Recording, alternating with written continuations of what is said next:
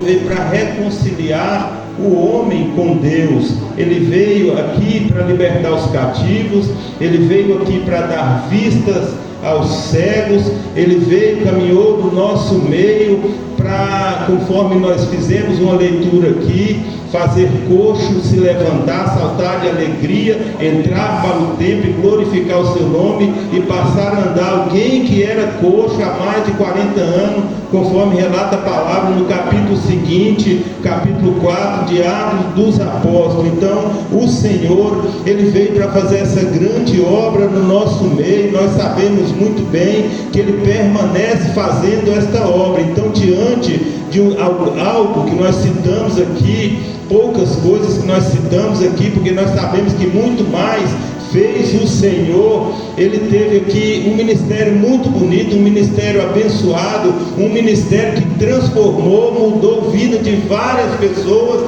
que necessitavam do seu agir, porque as próprias pessoas não poderiam fazer isso. Pessoas aqui na terra não poderiam fazer por outras pessoas. Somente Deus, com seu grande poder, com todo o seu poder, poderia realizar tamanhas obras aqui neste lugar. Então Jesus, ele foi autor de grandes acontecimentos, mas quando nós olhamos para a palavra, nós sabemos que não foi só isso. O ministério de Jesus, porém, foi um ministério muito difícil. O ministério de Jesus aqui na terra foi repleto de milagres, de maravilhas, de grandes acontecimentos, mas também o ministério de Jesus foi cansativo, foi um ministério desgastante, foi um ministério espinhoso. O ministério de Jesus aqui não foi fácil, como é o ministério daqueles que se colocam na posição para fazer a obra que o Senhor determina para que seja feita aqui neste lugar, através das nossas vidas, que somos instrumentos nas mãos do Senhor.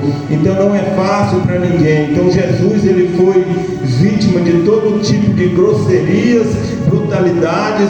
No capítulo 4 do Evangelho de Jesus, segundo escreveu Mateus, Jesus esteve exposto aos ataques de Satanás, mas como Jesus é diferenciado, diferente do homem que foi tentado no paraíso e perdeu, Jesus foi tentado no deserto, porém venceu, porque ele é um Deus todo-poderoso e não há nada que vai fazer ele ser derrotado, independente do local, do lugar, das circunstâncias, das adversidades. Ele não perde nenhuma batalha, e é por isso que mais uma vez ele venceu, por amor de cada um de nós.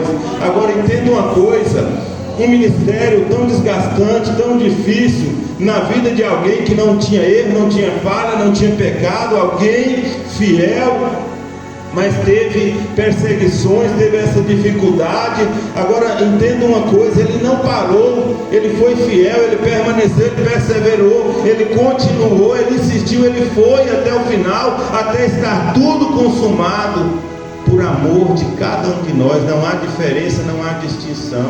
Não é quem tem o terno mais bonito, não é quem tem o carro mais novo, não é quem tem a maior mansão.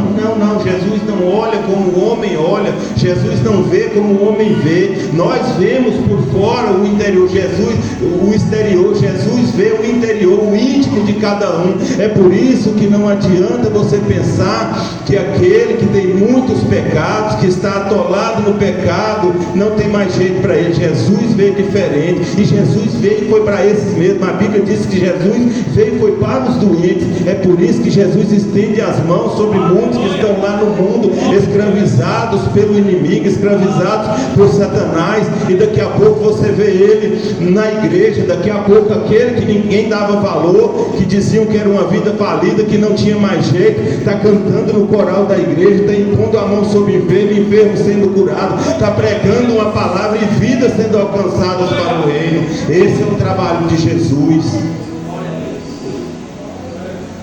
A Bíblia vai dizer que quando Jesus estava sendo preso para ser levado à cruz, para ser crucificado, Pedro seguia Jesus de longe. Entenda uma coisa, igreja do Senhor: nós somos falhos, pecadores. Agora, seguir Jesus de longe não dá. E por Pedro estar seguindo Jesus de longe, ele se tornou vulnerável, ele se tornou presa fácil para o inimigo. A Bíblia vai dizer que ele se sentou na mesa dos escarnecedores e negou Jesus por 3 vezes. Mas a Bíblia diz também que ele se arrependeu e chorou amargamente por aquilo que ele tinha feito. Então Jesus, dentro da maior missão de todos os tempos, de salvação, a missão que ele foi enviado para realizar aqui na terra, e fez de uma forma que Deus é tão perfeito, que Deus sabia que outro não conseguiria ir até o final, até estar tudo consumado. É por isso que ele entregou o seu único filho por amor de pecadores, para morrer naquela cruz. Então Jesus, ele foi traspassado com lança, foi pregado naquela cruz, seu sangue verteu por amor de cada um de nós. Mas a Bíblia vai dizer também, é o que tem que estar dentro dos nossos corações. Nós não podemos olhar para uma cruz e ver um Jesus nos dias atuais de forma crucificada. Nós temos que olhar para um Deus vivo e ver Jesus de forma glorificada, fazendo milagres como ele fazia, porque ele não mudou. A Bíblia declara que ele é o mesmo ontem, hoje e será eternamente. Isso me faz crer que os milagres que ele fazia no passado, ele faz hoje aqui neste lugar, e ele vai fazer no futuro também, porque o nosso Senhor tem esse poder e não mudou. Então, quando Jesus ressuscita, a Bíblia vai dizer que Jesus restaura Pedro por completo. E aquele grande ministério, os grandes feitos de Jesus, não poderia encerrar por ali por causa da morte de Jesus. Então Jesus delega poderes aos seus discípulos. Jesus delega poderes a Pedro para que aquela obra não parasse, para que aquela obra tivesse continuidade. E nós conhecemos um pouco das grandes obras de Jesus, e o que nos faz ficar muitas vezes impressionados, impactados, é ver na palavra que Jesus disse o seguinte: obras maiores vocês farão, coisas maiores farão vocês. Meu Deus, que coisa maravilhosa! E Pedro recebe essa restauração, os poderes que o Senhor delega a Pedro, ele recebe com alegria. Então vai começar esse ministério de Jesus através da vida de Pedro. Dali em diante, grandes coisas, nós vamos falar aqui, grandes coisas aconteceram, está na palavra do Senhor.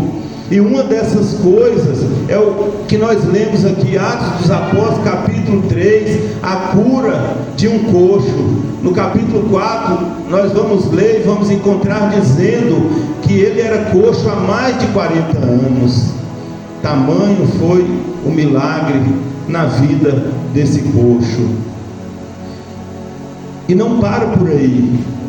Quando Pedro fala, levanta, anda em nome de Jesus, e o milagre acontece, o ministério deles continua, porque em Atos 4 a Bíblia vai dizer que eles pregavam, Pedro e João pregavam as boas novas de Jesus, falavam uma palavra genuína para aquele povo, e as vidas eram impactadas, as vidas eram alcançadas, as pessoas recebiam, aceitavam aquela palavra, e o reino de Deus crescia cada dia mais entre homens e mulheres, através da vida de Pedro, que se tornou esse grande instrumento nas mãos do Senhor. Uma coisa que nós não podemos deixar de falar numa palavra como essa: alguém que negou, alguém que era apontado, alguém que até nos dias de hoje é conhecido muito mais pelos seus grandes feitos, pelos grandes feitos de Jesus através da sua vida, não é nem muito falado, mas aquele erro, aquela falha que ele cometeu, se você perguntar para uma criança, se você abordar alguém na rua que não tem costume de ler a palavra, ou que talvez não leu, quem foi que negou Jesus por 3 vezes? quase todo mundo vai dar a resposta de forma correta. Mas quando você pergunta sobre coisas boas, coisas que é digna de louvor, nem todo mundo vai saber. Sabe o que eu quero dizer para você nessa noite? Comigo é assim, com você é assim também. Mas se alegre no Senhor. Sabe por quê? As críticas, os apontamentos, as palavras do ser humano não vai definir quem eu sou. As palavras de ser humano, as críticas, não tem nada a ver com a forma que Deus me vê e com a forma que Deus te vê. Quem nos justifica é o Senhor.